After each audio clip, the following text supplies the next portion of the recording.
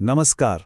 चलिए आज बात करते हैं आजमगढ़ की, एक ऐसी जगह जिससे विद्वानों और कारीगरों की धरती के नाम से जाना जाता है। पर ऐसा क्या खास है इस जगह की पहचान में? आइए मिलकर पता लगाते हैं। शायरों और विद्वानों की धरती ये सिर्फ एक कहावत नहीं है, ये तो आजमगढ़ की रग रग में बसी पहचान है। लेकिन सवाल ये है कि किसी जगह को ये सम्मान मिलता कैसे है। असल में यही खिताब इसकी पूरी कहानी का सार है, और आज हम इसी कहानी की एक एक परत को खोलने वाले हैं। देखिए, किसी भी जगह की आत्मा को अगर समझना है ना, तो उसके इतिहास के पन्ने पलटना बहुत जरूरी हो जाता है। तो चलिए शुरू करते हैं आजमगढ़ की स्थापना से और देखते हैं क्रांति तक का इसका सफर कैसा रहा।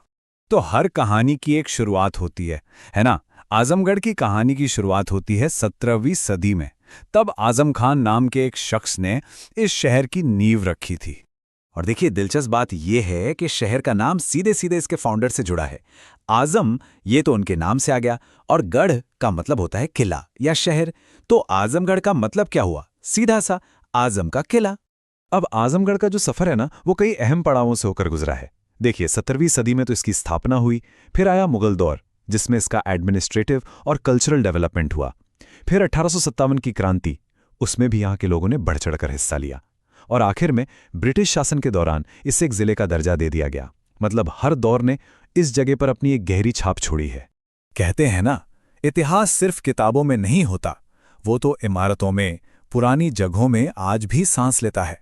तो चलिए अब आजमगढ़ की विरासत की इन्हीं निशानियों के बीच एक छोटी सी सैर करते हैं। यहाँ के किलों की बात करें तो दो किले बहुत खास हैं। एक तो है आजमगढ़ का किला, जिसे बनवाया था खुद आजम खान ने। हाँ, आज उसके सिर्फ कुछ हिस्से ही बचे हैं, लेकिन इसका हिस्टोरिकल इंपॉर्टेंस कम नहीं हुआ है। और दूसरा है मेहनगर का किला। ये तो अपनी खूबसूरत आर्किटेक्चर और वहाँ के लोकल राजाओं के इतिहास के लिए बहुत मशहूर है। और जानते हैं, यहाँ की विरासत में ना एक आध्यात्मिक विविधता की बहुत गहरी जड़ें हैं। मतलब एक तरफ गोविंद साहब मंदिर जैसा मशहूर हिंदू तीर्थ स्थल है, तो दूसरी तरफ शिबली नेशनल कॉलेज की मस्जिद, जो इस्लामिक तालीम का एक बड़ा सेंटर रही है। और इतना ही नहीं, दुर्वासा आश्रम भी यही है। कहते हैं कि ऋषि दुर्वासा ने यहीं तपस्या की थी। ये सब मिलके इस इलाके की मिलीजुली संस्कृति का जीता जागता सबूत पेश करते हैं। तो चलिए इतिहास और इमारतों से अब थोड़ा आगे बढ़ते हैं। अब बात करते हैं उस चीज की जो आजमगढ़ की असली आत्मा है, यानी यहाँ की कला और संस्कृति की। देखिए, अगर आजमगढ़ की कोई एक कला है जो पूरी दुनिया में फेमस है, तो वो है निजामाबाद की ब्लैक पॉटरी। क्या कमाल की चीज है। इन काली मिट्टी के बर्तनों की जो चमक और डिजाइन है ना, वो इतनी यूनिक है कि इसे जीआई टैग तक मिला हुआ है। और ये जीआई टैग, ये इस बात की गारंटी है कि ये कला यहीं की है और इसकी क्वालिटी का कोई मुकाबला नहीं।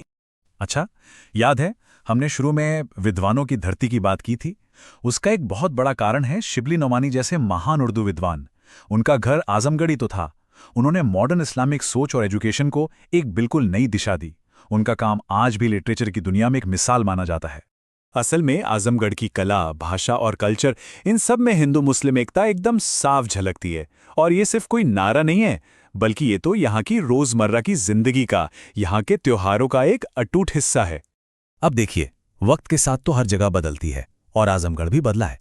तो आइए अब ये देखते हैं कि एडमिनिस्ट्रेटिव बदलावों के बावजूद आजमगढ़ की ये जो विरासत है, ये कैसे आगे बढ़ी और आज भी कैसे कायम है। तो समय के साथ एडमिनिस्ट्रेटिव सहूलियत के लिए आजमगढ़ की सीमाओं में भी बदलाव हुए। जैसे 1988 में मऊ को इससे अलग करके एक नया जिला बना दिया गया, और इससे भी पहले ब्रिटिश दौर में बलिया भी इसी का हिस्सा हुआ करता था। लेकिन एक बात है, भले ही ये बदलाव नक्शे पर हुए हों, पर इस पूरे इलाके की जो कल्चरल पहचान है ना, वो हमेशा एक दूसरे से जुड़ी रही।